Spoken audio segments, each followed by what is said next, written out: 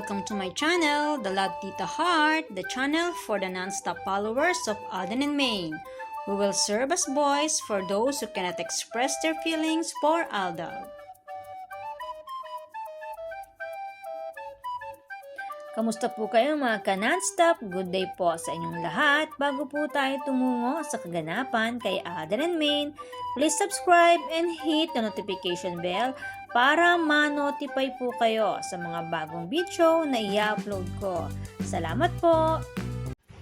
Happy Heart mga ka-Aldab, habang nagsasaya ang Aldab Nation sa mga pag-aalaala sa mga throwback na ganap ng phenomenal couple, ay patuloy rin sila sa pagdedma sa mga Sarsuelista.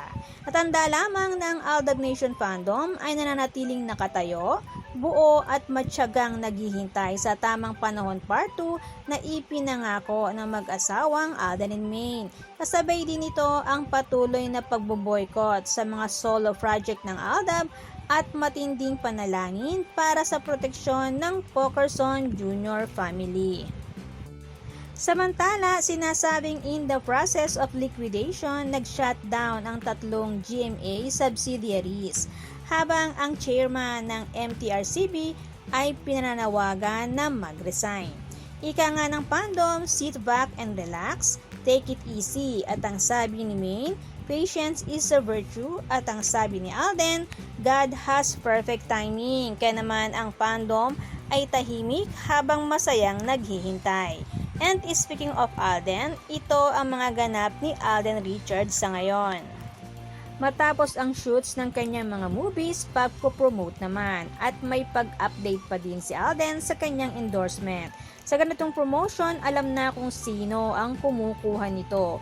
May pa-shower si Alden. At kung determinasyon ang pag-uusapan, numero 1 si Alden Richards dyan. At isa sa panimuna ng kanyang araw ay ang pag-gym, ang isa sa paborito niyang ginagawa. Kaya naman maaga sa umaga, ito agad ang ipinost ni Alden, ang lugar kung saan siya palagi ay nag-gym.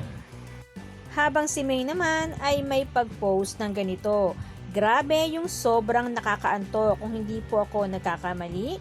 Mga 2 days ago na po ang post na ito ni Maine. Kaya naman iisa lang ang namuo sa isip ng mga nakabasa nito, ang salitang buntis. Kaya naman ating balikan ang mga larawan ni Mrs. Nico Menday Pokerson noong time na siya ay nasa Itbulaga at nagbuntis mula kay Baby Seb or Baby Teo, na sabi ng ating ka-admins, Sebastian Theodore Mendoza Pokerson, ang batang makulit at super daldal.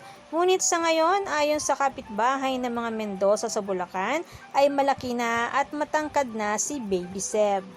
Nasabi nga ng kanyang ina na si Mrs. Nico Menday Pokerson na iyakin ang kanyang anak na si Seb. At pinatunayan ng kanyang kapatid na si Nicolette Ann na nagmana si Seb sa kanyang ama na si Alden. At minsan ding ipinost ni Raisa Pokerson na sister ni Alden ang larawan ng kanyang pamangkin. At nagbabahaagi din si Tita April na pinsan ni Alden. Si Tita April na laging to the rescue para magbigay ng saya sa buong fandom ng Aldab Nation. Lagi nagbabahagi ng larawan ng mga Pokerson Jr. Kids. Lagi nating ibinabalik ang mga ito dahil ito yung mga pagbabahagi nila sa panahon na malaya pa at wala pang sarswela. Mga resibo or ebidensya na galing din mismo sa kanila, na lubos din naman nating pinasasalamatan. Na bago pa man dumating or likhain ng mga sarswelista ang kanilang sarswela, ay nauna nang ibahagi ang katotohanan para sa buong fandom ng Aldab Nation. Kaya kahit patagalin pa o pahabain pa nila ang sarswela, ay hindi pa rin nila kayang burahin ang katotohanan na ito. Nananatili mang tahimik sila Alden and Maine sa ngayon, dulot ng sarswela, pero dahil sobra nilang mahal ang fandom ng Aldab Nation, dinadaan na lang muna nila sa cryptic message. Ang yellow, blue, and green ang Aldab Nation color. Kaya naman, good vibes lang po tayo man ka non-stop. Salamat po sa lahat na nag-comments at sa lahat po ng buong pusong nagmamahal at sumusuporta kay Alden and Maine. Salamat po sa lahat ng subscribers. Shout out po sa inyong lahat. Thanks and God bless everyone! Salamat po sa lahat na comment. Shout out po sa inyong lahat. Sorry po, hindi ko na po kayo iisa-isahin Sobrang dami po ninyo. Patunay lamang po ito na talagang lumalakas lalo at sumisigla ang buong fandom sa ganitong pagkakataon. Salamat po sa inyong lahat. Aldab lang ang malakas. Hangad ko po ang magandang kalusugan para po sa inyong lahat. Salamat po Aldab Nation and True-Blooded Aldab Nation. Thanks, stay safe, and God bless everyone!